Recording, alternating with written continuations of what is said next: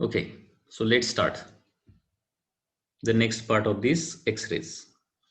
आता याच्यावर क्वेश्चन कसा येऊ शकतो की कुलिश ट्यूब मध्ये सपोज 20,000 व्होल्टचा ऍक्सेलरेटिंग पीडी लावला. सिंपल क्वेश्चन कसे येतात बघा, आणि असेच क्वेश्चन आले तर येणार, याच्यापेक्षा डिफरंट क्वेश्चन येत नाही. कुलिश ट्यूब मध्ये किंवा एक्सरे ट्यूब मध्ये पोटेन्शियल डिफरन्स लावलेला आहे 20,000 volt.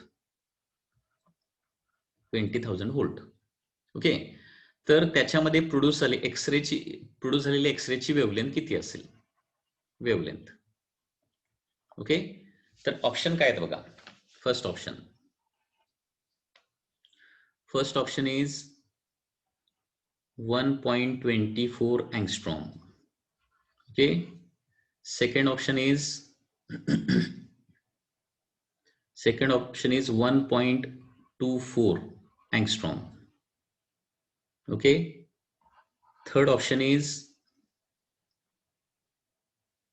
0.0124 angstrom, and fourth option is 1.25 angstrom. Correct option काय येईल असं वाटतंय? वेवलेंथ ऑफ एक्सरेज प्रोड्यूस्ड कुठली असू शकेल?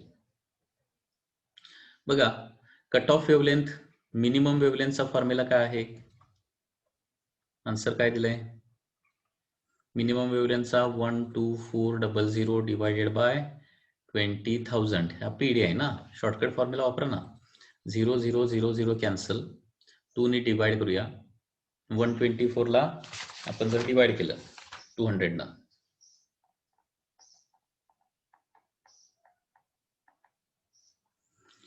वन 124/200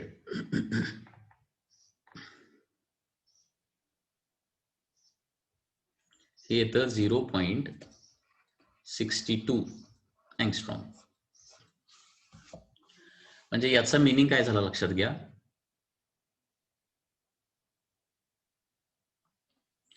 मिनिमम वेवलेंथ एवढी प्रोड्यूस होणार, एवढी किंवा याच्यापेक्षा जास्त वेवलेंथ कुठल्याही इमिट होऊ शकतात, कारण इलेक्ट्रॉन डायरेक्टली न्यूक्लियसवर स्ट्राईक झाला तरच एवढं ऍक्सलरेटिंग पीडी जरी असला तरी, किंवा याच्यापेक्षा जास्त.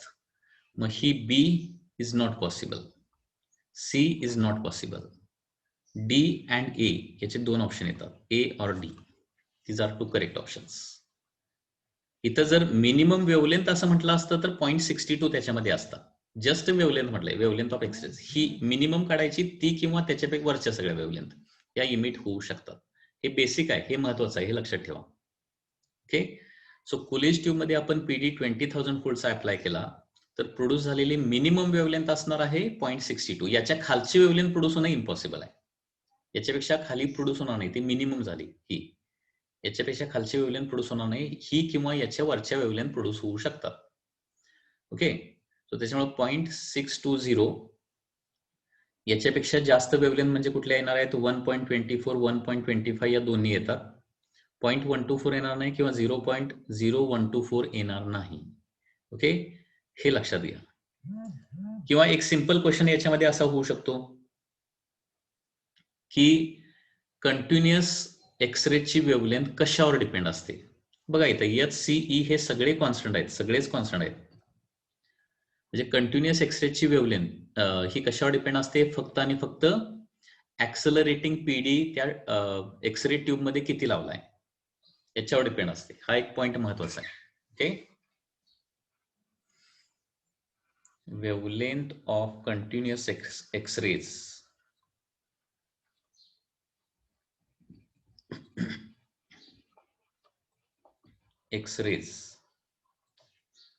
depends on only accelerating potential difference. accelerating PD बाकी तो अँड तो कशावर नाहीये? तो टार्गेट मेटल कुठला आहे त्याच्यावर डिपेंडंट नाहीये, इंडिपेंडंट.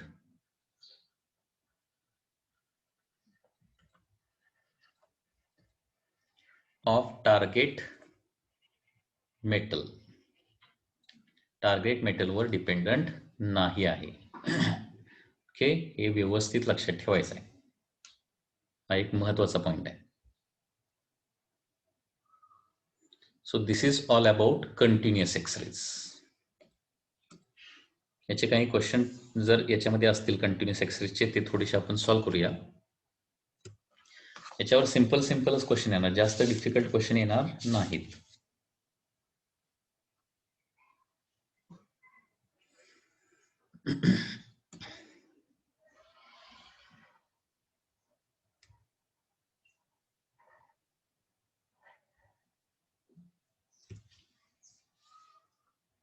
सो कंटिन्युअस एक्सरेजचा फॉर्म्युला, दोन्ही फॉर्म्युले माहिती पाहिजेत.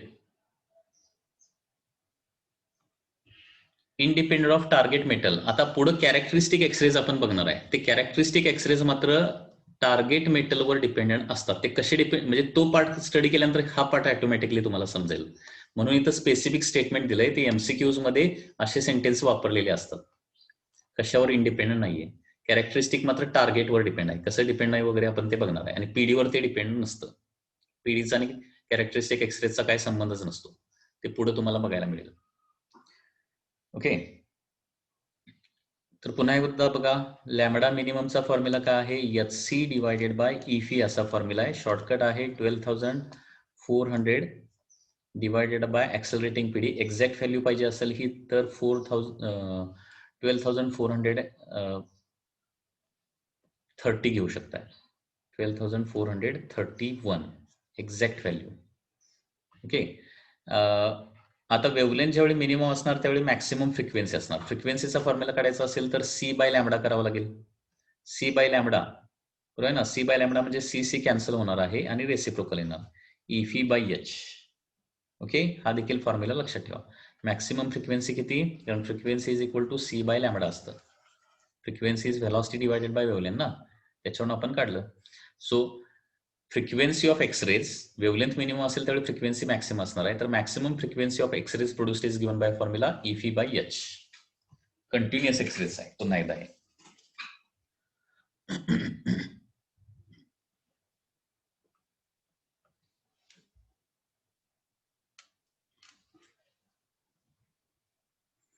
काय डाऊट असला तर विचारा.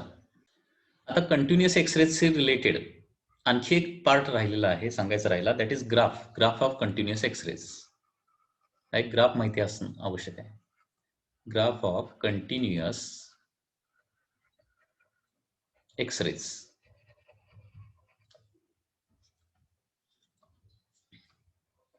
कंटिन्युअस एक्सरेजचा ग्राफ कसा येतोय बघा. हा ग्राफ कुठला आहे, तर graph between intensity of X-rays and wavelength of X-rays.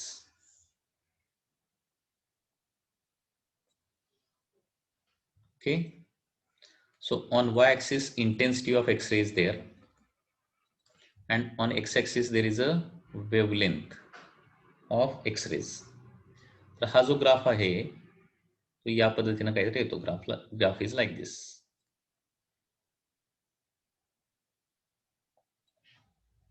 ठीक आहे. हे काय असणार आहे, लॅम्बडा मिनिमम वेव्हलेंथ माहिती आहे ना, कारण कंटिन्युअस एक्सरेची वेव्हलेंथ एका सर्टन मिनिमम पासून चालू होते आणि तिथून पुढे कुठलीही असू शकते, बरोबर आहे ना. लॅम्बडा मिनिमम कशावर डिपेंड असतं, ऍक्सेलरेटिंग पीडी. सो ऍक्सेलरेटिंग पीडी किती लावलाय त्याच्यावर लॅम्बडा मिनिमम येणार. तेवढी वेव्हलेंथ किंवा त्याच्यापेक्षा जास्त वेव्हलेंथ त्या पीडीला असू शकते. आता फॉर एक्झाम्पल हा 5 किलो व्होल्ट म्हणजे 5000 व्होल्टचा समजा. आणि इथं कसं आहे बघा, वेव्हलेंथ जशी वाढत जाईल ना तसं इंटेन्सिटी वाढत जाते आणि एका सर्टन वेव्हलेंथला इंटेन्सिटी मॅक्सिमम होते. म्हणजे त्या कुलिश ट्यूब मधून बाहेर पडणारे जे एक्सरेज आहेत, एक्सरेचे जे फोटॉन आहेत, त्या फोटॉनची संख्या देखील वेव्हलेंथवर डिपेंड असते. म्हणजे इथं जे आहेत लॅम्बडा मिनिममचे सगळ्यात जास्त फोटॉन असतात असं नाही. एका लॅम्बडा मिनिममच्या पुढं एका सर्टन वेव्हलेंथचे फोटॉन सगळ्यात जास्त संख्येनं असतात. ओके, जास्त संख्येनं असतात. लॅम्बडा मिनिममचे फोटॉन सगळ्यात कमी आहेत, कारण का लॅम्बडा मिनिमम क्रिएट व्हायला इलेक्ट्रॉन बरोबर न्यूक्लियसवर स्ट्राईक व्हावा लागेल. न्यूक्लियसवर स्ट्राईक होण्याची शक्यता खूप कमी असते. न्यूक्लियसच्या आसपास जाण्याची शक्यता जास्त असते. त्याच्यामुळं जेवढे इलेक्ट्रॉन न्यूक्लियसवर स्ट्राईक होणार तेवढेच फोटॉन काय होणार, लॅम्बडा मिनिममचे बाहेर पडणार. लक्षात येत आहे. आणि जेवढे न्यूक्लियसच्या जवळून जाणार, ओके, त्याच्यानुसार फोटॉनची संख्या काय होणार आहे, चेंज होणार आहे. मग न्यूक्लियसच्या जवळून जाणाऱ्या फोटॉनची संख्या जास्त असणार आहे आणि त्याच्यामुळं तिथं चेंज, जेवढे इलेक्ट्रॉन आत न्यूक्लियसच्या जवळून जाणार तेवढी चेंज इन कायनेटिक एनर्जी होणार, तेवढ्या एनर्जीचे फोटॉन जास्त बाहेर पडणार आहेत. किती फोटॉन पर सेकंड बाहेर पडतात याला इंटेन्सिटी असं आपण म्हणतो. ठीक आहे. आता 5 किलो व्होल्ट ऐवजी पीडी मी जर वाढवला तर पीडी वाढवला तर लॅम्बडा मिनिमम काय होतो, कमी होणार. म्हणजे हा दुसऱ्या पीडीचा हा ग्राफ येईल. म्हणजे फॉर एक्झाम्पल हा 10,000 व्होल्ट 10 किलो व्होल्ट, तर लॅम्बडा मिनिमम त्याचं काय असणार आहे, थोडंसं कमी असणार आहे. आणि ग्राफ सिमिलरच येणार इंटेन्सिटीचा. तर हा ग्राफ महत्वाचा आहे. Graph of continuous X rays will be like this. Okay. तर इथं जसं हे वाढत जाईल, व्होल्टेज वाढत जाईल, तसा लॅम्बडा म्हणजे इंटेन्सिटी, मॅक्सिमम इंटेन्सिटीची वेव्हलेंथ जी आहे ते काय होते, कमी कमी कमी होत जाते. या ग्राफ वरून हे लक्षात येत आहे.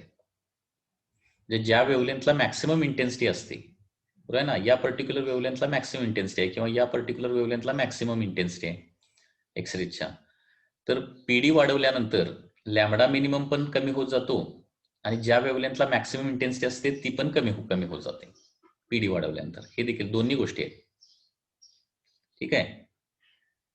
बघा, when PD is increased, potential difference is increased. काय होतं, lambda minimum decreases and wavelength of maximum intensity also decreases.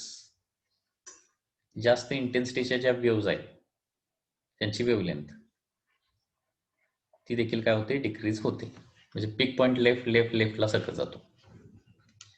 So this is the graph of continuous X-rays. Continuous एक्सरेजचा इथे एक क्वेश्चन आहे बघा. X-ray tube operate at 30 kilo volt. एक X-ray tube आहे, ती किती व्होल्टला ऑपरेट होते, 30 किलो व्होल्ट म्हणजे 30,000 व्होल्टला ऑपरेट होते. आणि only 10% kinetic energy is lost. 10% kinetic energy, म्हणजे न्यूक्लियस पासून पास होत असताना 10% कायनेटिक एनर्जी लॉस होते. जेवढी लॉस झाली आहे तेवढीच फोटॉनमध्ये कन्वर्ट होणार. म्हणजे फोटॉनमध्ये किती कन्वर्ट होणार ते काढू शकताय तुम्ही. Find the wavelength and maximum frequency of X rays. Find wavelength and maximum frequency. कसं काढणार बघा. तर 10% कायनेटिक एनर्जी लॉस्ट होणार ना, म्हणजे 10%च एनर्जी फोटॉनला मिळणार. जेवढी एनर्जी लॉस होते तेवढीच एनर्जी फोटॉनला मिळते, बरोबर आहे ना. सो 30 किलो व्होल्टचं 10% म्हणजे 10 divided by 100 into 30. Okay, that is 10% of 30 म्हणणार आपण. 10% ऑफ 30 किलो व्होल्ट म्हणजे 10 बाय 100 इंटू 30 म्हणजे किती येणार आहे, 3 किलो व्होल्ट. म्हणजे थोडक्यात इथं 30 किलो व्होल्ट ऍक्सेलरेटिंग पीडी घेण्याऐवजी किती घ्यायचा, 3 किलो व्होल्ट घ्यायचा. अँड देअरफॉर लॅम्बडा मिनिमम किती येणार बघा. नेहमीचा formula 12,400 divided bye 30 kilo volt घेण्याऐवजी काय घ्यायचं, आता 3 किलो व्होल्ट घ्यायचं म्हणजे 3000. म्हणजे हे 2 झिरो कॅन्सल होणार. ओके,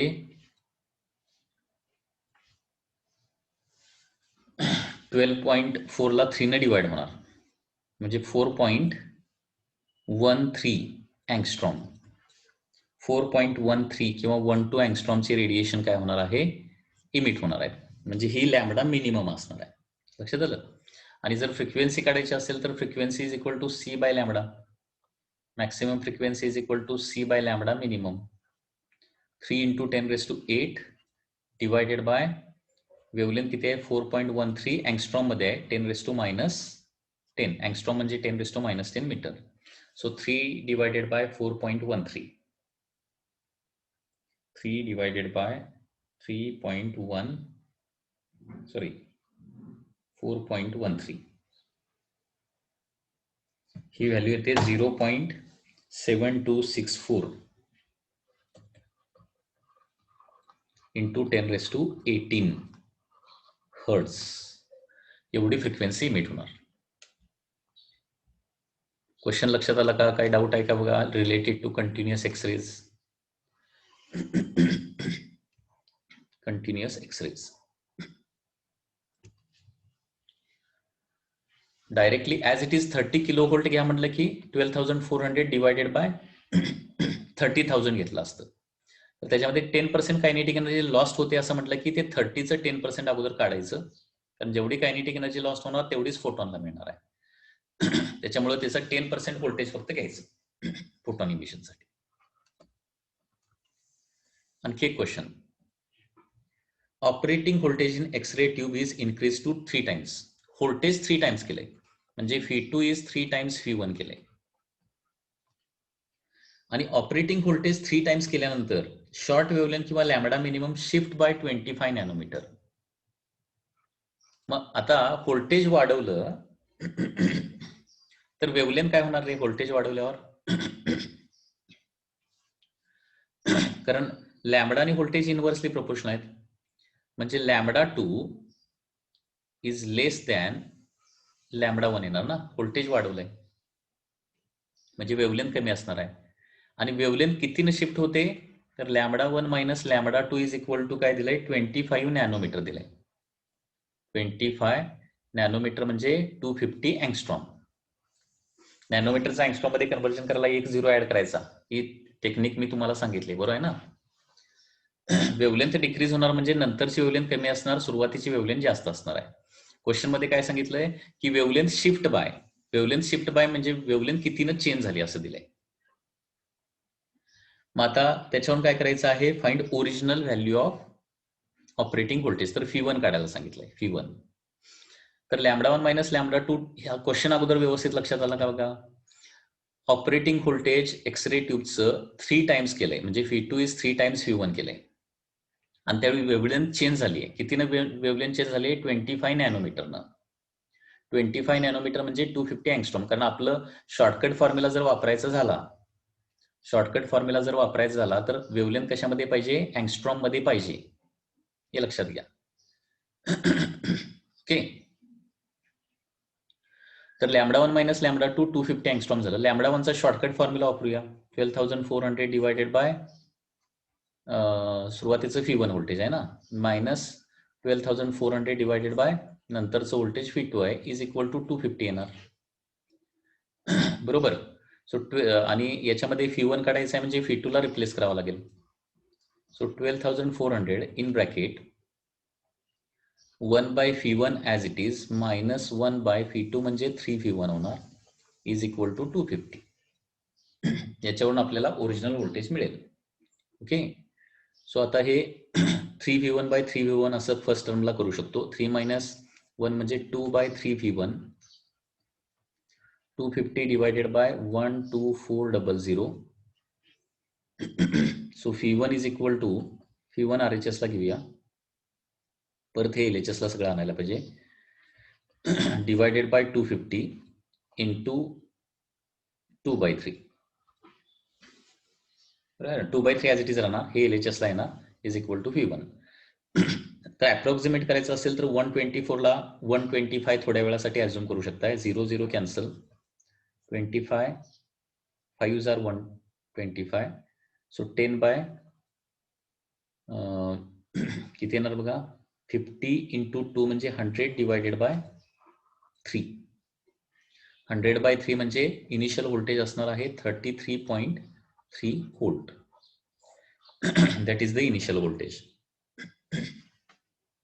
लक्षात आलं. म्हणजे व्होल्टेज चेंज केला आणि चेंज इन वेव्हलेंथ दिली तर या पद्धतीनं चेंज इन वेव्हलेंथ म्हणजे lambda 1 minus lambda 2 is equal to something. Lambda 1 lambda 2 च्या ठिकाणी फक्त शॉर्टकट फॉर्म्युला ठेवायचा.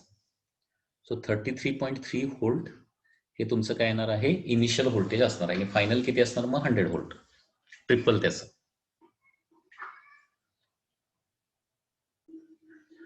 आता हा पार्ट कंटिन्युअस एक्सरेसचा पार्ट कंटिन्युअस घेतलेला आहे आपण, आणि त्याच्यामुळे काय पार्ट तुमच्या लक्षात राहिलाय बघा.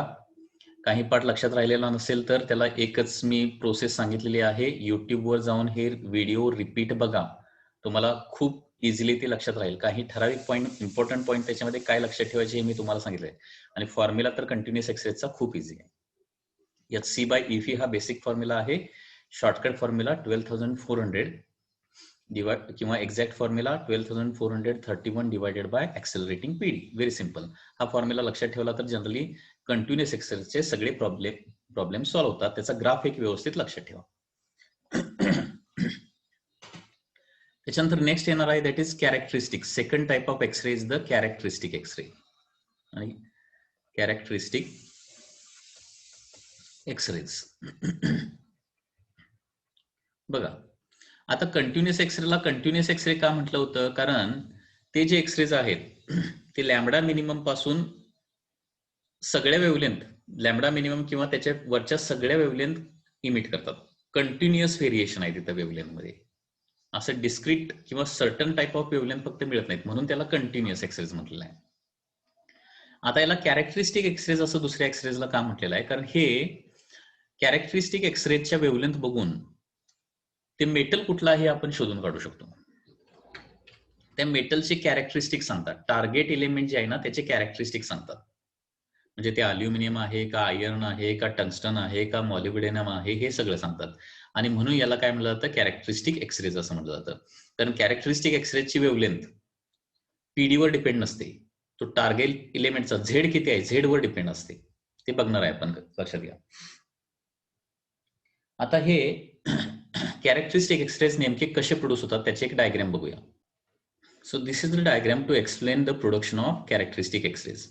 कंटिन्युअस एक्सरेज मध्ये आपण काय बघितलं होतं की atom mostly consist of the empty space through which electron passes, and while the electron are passing round the nucleus their kinetic energy is lost, and that kinetic energy is converted in to the photon of continuous X rays. आता काही वेळेला हे incident electron जे आहेत ते ऑर्बिटमध्ये फिरणाऱ्या इलेक्ट्रॉनवर आढळतात. बघा, कंटिन्युअस एक्सरे, कारण लक्षात घ्या ही पण पॉसिबिलिटी आहे की ऍटम मधून पास होत असताना इलेक्ट्रॉन, बघा मोस्टली एम्प्टी स्पेस असल्यामुळं ते एम्प्टी स्पेस मधून ऍज इट इज पास होणार, ही एक पॉसिबिलिटी आहे. किंवा न्यूक्लियसवर स्ट्राईक होणार, ही एक पॉसिबल आहे. किंवा ऑर्बिटमध्ये रिव्हॉल्व्ह होणारे इलेक्ट्रॉन आहेत त्याच्यावर देखील स्ट्राईक होऊ शकतात. तिन्ही पॉसिबल आहेत, बरोबर. तर कंटिन्युअस एक्सरे प्रोड्यूस होण्यासाठी रिझन आहे इन्सिडंट इलेक्ट्रॉन, हाय व्हेलॉसिटी इलेक्ट्रॉन ऑर्बिटिंग इलेक्ट्रॉनवर आढळतात. ऑर्बिटिंग इलेक्ट्रॉनवर आढळल्यानंतर त्या ऑर्बिटिंग इलेक्ट्रॉनला ते नॉकआउट करतात, त्या रिंग मधून बाहेर फेकतात. कारण शेवटी लक्षात घ्या, ऑर्बिटिंग इलेक्ट्रॉनची सर्टन एनर्जी असते मायनस मध्ये, तेवढीच अमाऊंट ऑफ एनर्जी त्याला मिळाली तर तो त्या ऍटम मधून फ्री होऊ शकतो. त्याला काय म्हणतो आपण, आयोनायझेशन एनर्जी असं म्हणतो. आयोनायझेशन एनर्जी एवढी त्यांना एनर्जी मिळाली की ते त्या ऑर्बिट मधून बाहेर फेकले जातात, किंवा नॉकआउट प्रोसेस असं त्याला म्हटलं जातं. ओके, तर बघा हा 1 नंबरचा इलेक्ट्रॉन आहे, इथं आत गेलाय. आणि हा जो के शेल आहे, के एल एम असे नंबर ऑफ शेल असतात. तर हा 1 नंबरचा इलेक्ट्रॉन जो आहे तो कशावर स्ट्राईक झालाय, के शेल मध्ये रिव्हॉल्व्ह होणाऱ्या इलेक्ट्रॉनवर आढळलाय. आणि तो इलेक्ट्रॉनला बाहेर फेकून दिले, काढून टाकलं त्या ऑर्बिटमध्ये. आता एखाद्या ऑर्बिटमध्ये इलेक्ट्रॉनची व्हॅकन्सी निर्माण झाली. आता के शेल मध्ये 2च इलेक्ट्रॉन असतात, त्याच्यातला एक इलेक्ट्रॉन तर काय झाला, ऍटम मधून बाहेरच पडला. मग आता के शेल मध्ये काय झाली, एक व्हॅकन्सी तयार झाली ना इलेक्ट्रॉनची. पहिल्या ऑर्बिटमध्ये कंपल्सरी 2 इलेक्ट्रॉन पाहिजेत. मग ती व्हॅकन्सी कुठून भरून काढली जाते, आउटर ऑर्बिट मधून इलेक्ट्रॉन काय होतात, जम्प करतात आणि ती व्हॅकन्सी परत भरून काढतात. मग पुन्हा एकदा काय झालं बघा, एखादा इलेक्ट्रॉन आउटर ऑर्बिट मधून इनर ऑर्बिटमध्ये जम्प केला तर काय होणार, आउटर ऑर्बिटमध्ये एनर्जी जास्त असते, इनर ऑर्बिटमध्ये एनर्जी कमी असते. त्याच्यामुळे एखाद्या ऑर्बिटमध्ये फिरण्यासाठी तेवढीच एनर्जी त्याला पजेस करायला पाहिजे. म्हणजे एक्स्ट्राची एनर्जी काय करावं लागेल, त्याला बाहेर टाकावी लागेल. ओके, आणि त्याच्यामुळे काय होणार, ती एक्स्ट्राची एनर्जी जी आहे ती कुठल्या स्वरूपात बाहेर पडते, इलेक्ट्रोमॅग्नेटिक रेडिएशनच्या स्वरूपात. आणि अशा प्रकारे काय होतात, कॅरेक्टरिस्टिक एक्सरेज प्रोड्यूस होतात. म्हणजे थोडक्यात कॅरेक्टरिस्टिक एक्सरेज, कंटिन्युअस एक्सरेज कशामुळे क्रिएट होतात, तर change in kinetic energy of incident electrons. बरोबर आहे ना, इन्सिडंट इलेक्ट्रॉन जे आहे टार्गेट एलिमेंटवर इन्सिडंट केलेले इलेक्ट्रॉन जे आहेत त्याच्या चेंज इन कायनेटिक एनर्जीमुळे कंटिन्युअस एक्सरेज प्रोड्यूस होतात. तर कॅरेक्टरिस्टिक एक्सरेज हे आउटर ऑर्बिट मधून इनर ऑर्बिट मध्ये इलेक्ट्रॉन जम्प झाल्यामुळे तयार होतात. आणि आउटर ऑर्बिट मधून इनर ऑर्बिट मध्ये इलेक्ट्रॉन जम्प कशामुळे होतात, तर इन्सिडंट इलेक्ट्रॉन काय करतात, आतल्या ऑर्बिट मधल्या इलेक्ट्रॉनला बाहेर नॉकआउट करतात, हकलून देतात, काढून टाकतात. आणि त्याच्यामुळे आतल्या ऑर्बिटमध्ये व्हॅकन्सी तयार होते इलेक्ट्रॉनची. ती व्हॅकन्सी भरून काढण्यासाठी आउटर ऑर्बिट मधले इलेक्ट्रॉन इनर ऑर्बिटमध्ये जम्प करतात. आणि त्याच्यामुळं त्या 2 ऑर्बिटच्या एनर्जीचा जेवढा डिफरन्स आहे तेवढ्या डिफरन्स एवढ्या एनर्जीचा फोटॉन तिथं बाहेर पडतो आणि त्याला काय म्हणतात, कॅरेक्टरिस्टिक एक्सरेज असं म्हणतात. आता याचा फॉर्म्युला देखील खूप इझी आहे. याचा फॉर्म्युला कसा लक्षात ठेवायचा बघा. Formula 1/λ is equal to r in bracket z minus b bracket square in bracket 1/p² minus 1/n². हा फॉर्म्युला लक्षात ठेवायला खूपच सोपा आहे. याचं डेरिव्हेशन करायची काय गरज नाहीये. हा फॉर्म्युला कुणाला सिमिलर आहे माहित आहे? हायड्रोजन लाईक ऍटमचा बोहर्स मॉडेल जो आहे, बोहर्स फॉर्म्युला जो आहे त्याला सिमिलर आहे ना. तिथं फॉर्म्युला फक्त काय होता, इथं चेंज काय बघा, 1/λ is equal to r into z² in bracket 1/p² minus 1/n² एवढंच होतं. कुठं? हायड्रोजनचा बोहर फॉर्म्युला, हायड्रोजन लाईक ऍटमचा. फक्त इथं z² ऐवजी z मायनस b स्क्वेअर आलेला आहे आणि b हा जो आहे हा एक कॉन्स्टंट आहे आणि b या कॉन्स्टंटला स्क्रीनिंग कॉन्स्टंट असं म्हटलं जातं. Screening constant and it depends on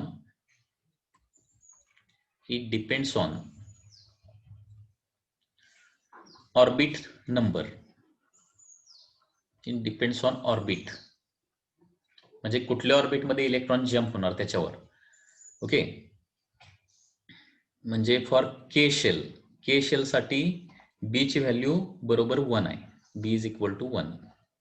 म्हणजे इलेक्ट्रॉन आउटर ऑर्बिट मधून के शेल मध्ये जम्प करत असेल तर बी ची व्हॅल्यू एक्झॅक्टली 1 आहे. यल शेल साठी आता जनरली क्वेश्चन तुम्हाला के शेलचेच असतात, त्यामुळे बी इज इक्वल टू 1 एवढाच फॉर्म्युला लक्षात ठेवायचा. ओके, यल शेल मध्ये इलेक्ट्रॉन जम्प करत असेल तर बी ची व्हॅल्यू आहे, ह्या व्हॅल्यू मोस्ले या सायंटिस्टनं शोधून काढलेल्या आहेत, 7.4.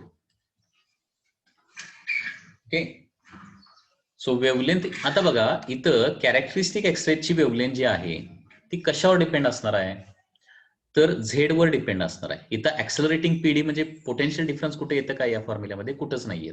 त्याच्यामुळे असं म्हटलं जातं की कॅरेक्टरिस्टिक एक्सरेजची वेवलेंथ ही झेड वर डिपेंड असते, पीडी वर डिपेंड नसते. आणि त्याच्यामुळे बाहेर पडलेली वेवलेंथ कुठली आहे ही जर आपल्याला माहित असेल, वेवलेंथ माहित असेल, तर आपण काय करू शकतो, झेड काढू शकतो. आणि झेड काढू शकतो म्हणजे कुठला इलिमेंट टार्गेट इलिमेंट आहे हे आपण डिसाईड करू शकतो. ओके, आणि त्याच्यामुळे हे जे एक्सरेज आहेत, या ज्या वेवलेंथ आहेत, या वेवलेंथ आपल्याला काय सांगतात, ते मेटल कुठलं आहे ज्याच्यावर ते इलेक्ट्रॉन स्ट्राईक झालेले आहेत, हाय व्हेलॉसिटी इलेक्ट्रॉन स्ट्राईक झालेले आहेत, ते कुठले मेटल आहे हे सांगतात. आणि हे कॅरेक्टरिस्टिक सांगत असल्यामुळं, त्या मटेरियलचं कॅरेक्टरिस्टिक सांगत असल्यामुळं याला नाव काय देण्यात आलेलं आहे, कॅरेक्टरिस्टिक एक्सरेज असं नाव देण्यात आलेलं आहे. ओके, म्हणजे कंटिन्युअस एक्सरेज आणि कॅरेक्टरिस्टिक एक्सरेज दोघांच्या मध्ये मेन डिफरन्स काय आहे, तर कंटिन्युअस एक्सरेजच्या वेवलेंथ सगळ्या व्हेरिएबल असतात बिटवीन टू लिमिट सगळ्या. इथं मात्र सगळ्या वेवलेंथ येणार नाहीत, हे त्या हायड्रोजन स्पेक्ट्रम प्रमाणे होणार बघा, की ज्याच्यामध्ये काही ठराविक वेवलेंथच इमिट होतात. तसं इथं कॅरेक्टरिस्टिक एक्सरेजच्या कंटिन्युअस सगळ्या व्हेरिएशन असणार आहे, फक्त ठराविक वेवलेंथ त्याच्यामध्ये इमिट होणार आहे. It depends upon P and N values. K shell असेल तर पी ची व्हॅल्यू 1च येणार, फर्स्ट ऑर्बिट मध्ये जम्प करणार ना फ्रॉम एनी आउटर ऑर्बिट. मग कॅरेक्टरिस्टिक एक्सरेजचे देखील डिफरंट टाइप्स आहेत, डिफरंट स्पेक्ट्रम आहेत. So this is the K shell, L shell, M shell and N shell. K, L, M, N. आता K सिरीज एक्सरेज कधी produce होणार, ज्यावेळी इलेक्ट्रॉन एनी आउटर ऑर्बिट मधून kth orbit मध्ये jump करणार, के shell मध्ये jump करणार, त्यावेळी त्याला काय म्हणणार, के सिरीज एक्सरेज म्हणणार. के सिरीज एक्सरेज हे कुणाला सिमिलर आहेत सांगा, कुठली सिरीज हायड्रोजन स्पेक्ट्रम मधली? ज्यावेळी any outer orbit to first orbit jump करतो त्यावेळी ते हायड्रोजन स्पेक्ट्रम कुठला होता सांगा, कुठली सिरीज होती ती? Lyman series. सो लायमन सिरीजला ही सिमिलर के सिरीज एक्सरेज आहे. तसं यल सिरीज एक्सरेज कधी जनरेट होणार, when electron jumps from any outer orbit to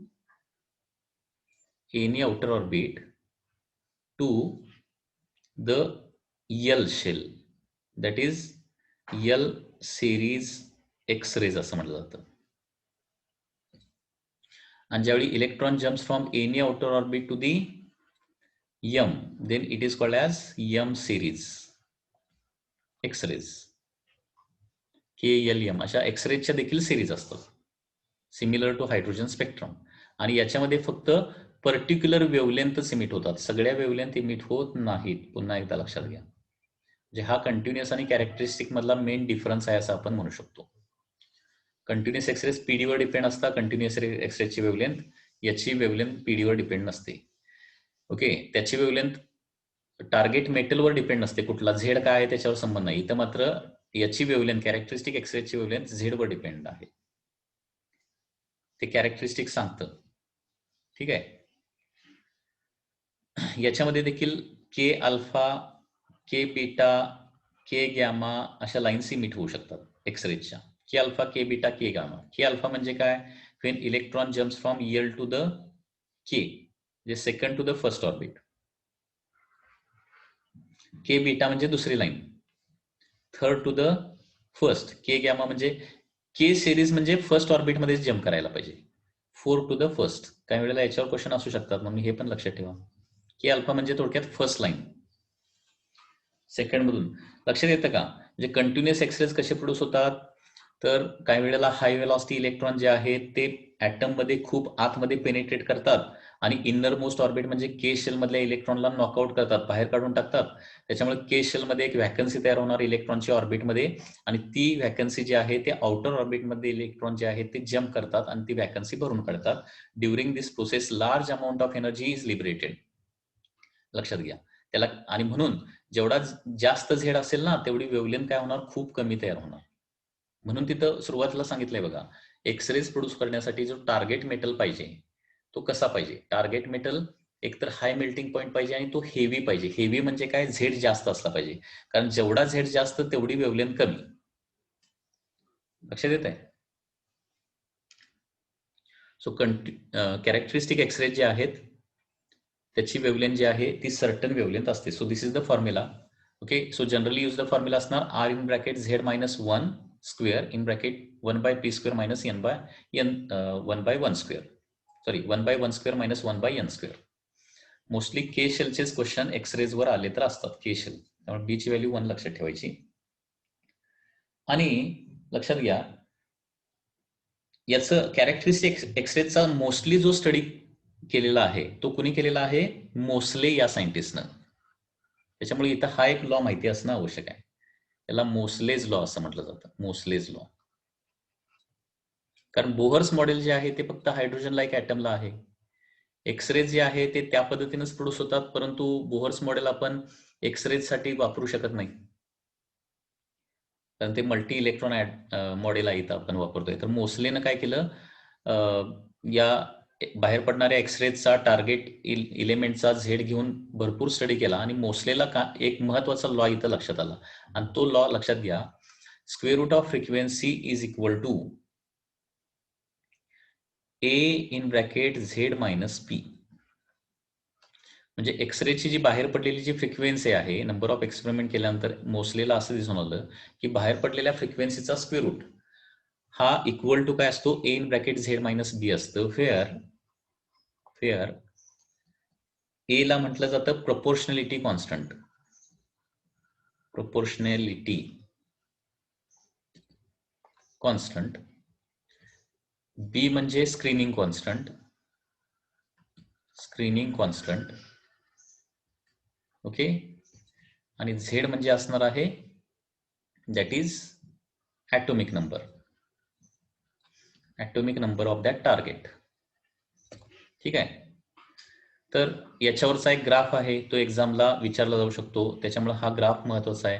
graph between root F and Z यांच्यामधला ग्राफ कसा असणार अकॉर्डिंग टू मोसलेज लॉ.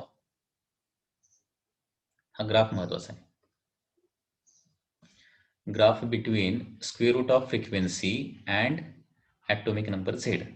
तर याच्यामध्ये एका सर्टन पॉइंट पासून हे चालू होणार ग्राफ, या पद्धतीने हे ग्राफ येतात. ओके, तर इथून इथपर्यंतचं जे डिस्टन्स आहे याला काय म्हटलं जातं, बी असं म्हटलं जातं. आणि या लाईनचा जो स्लोप असतो that slope is equal to असणार आहे ए. स्लोपची व्हॅल्यू असते, हे एवढं व्यवस्थित लक्षात ठेवायचं. काही वेळेला असा क्वेश्चन येऊ शकतो की according to Moseley's law square root of frequency आणि ॲटॉमिक नंबर या ग्राफचा स्लोप काय असेल, तर स्लोप असणार आहे A, proportionality constant according to this formula. आणि एक्स ऍक्सिस इंटरसेक्शन किती असणार आहे, B, that is screening constant.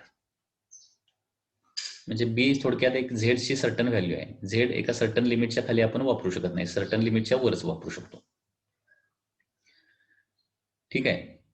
आणि ए आणि बी च्या व्हॅल्यू ह्या कशावर डिपेंड असतात, कुठल्या ऑर्बिटमधून कुठल्या ऑर्बिटमध्ये जम्प केलंय त्याच्यानुसार, म्हणजे कुठल्या ऑर्बिटमधून म्हणण्यापेक्षा कुठल्या ऑर्बिटमध्ये जम्प केलं जातं त्याच्यावर ए आणि बी च्या व्हॅल्यू डिपेंडंट असतात.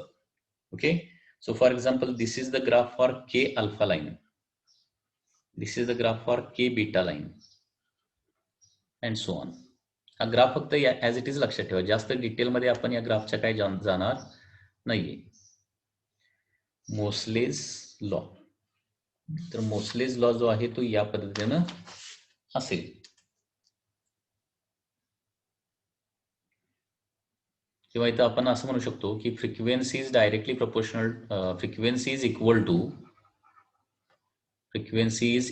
To A square in bracket Z minus B bracket square.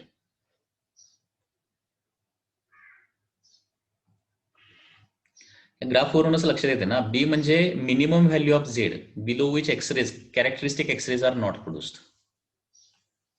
Characteristic X-rays are not produced. ती झेड चीच थोडक्यात व्हॅल्यू आहे बी म्हणजे.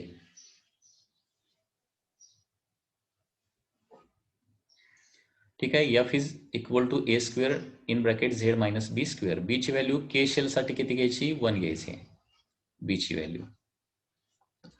के शेल साठी 1 म्हणजे बी ची व्हॅल्यू इथं 1 येऊ शकते.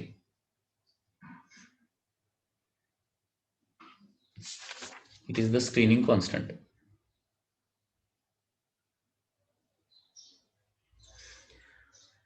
ओके. तर या पद्धतीने हा मोसलेज लॉ आहे. तर एक्सरेज मध्ये आणखी काही थोडासा पार्ट राहिलेला असेल, तो आपण थोडासा पार्ट जो काय असेल तो आपण नेक्स्ट लेक्चरला बघूया. आणि हा ऍटम्स नावाचा टॉपिक जो आहे, सो मोसलेज लॉ वगैरे लक्षात आला का बघा. ठीक आहे ना. So this is all for today's lecture of the physics. I am going to end this meeting now.